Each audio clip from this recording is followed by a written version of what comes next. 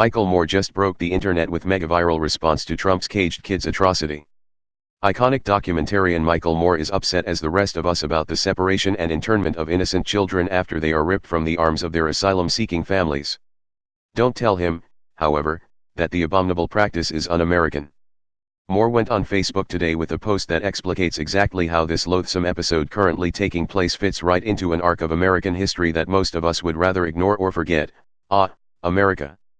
We've gone from separating Indian babies from their parents, and then exterminating them, to stealing babies from their slave parents, and then reselling them into slavery, to building a country on child labor, working in factories as young as 8 years old, to incarcerating Japanese American toddlers in internment camps, to allowing priests to sexually abuse children for decades, to forcing buckets of high-fructose corn syrup down kids' throats until half of them are a part of a childhood obesity epidemic, to turning our schools into killing fields because we love our guns more than we love our kids. Who the hell are we kidding?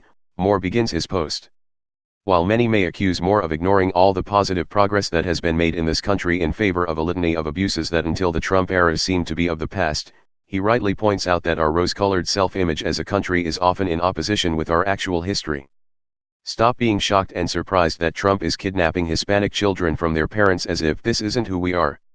Yes, it is. It has always been who we are. Don't say Trump is violating our American values. Abusing children is an historic American value.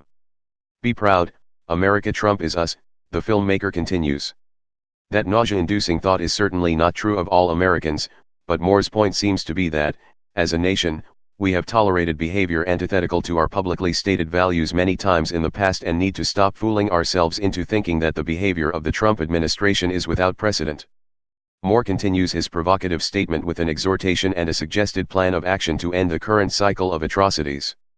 In order to stop this madness, we need to stop telling each other fairy tales about the past and confront the present by putting our bodies on the line for these kids. Find out where in your area they have stashed the children Homeland Security has kidnapped.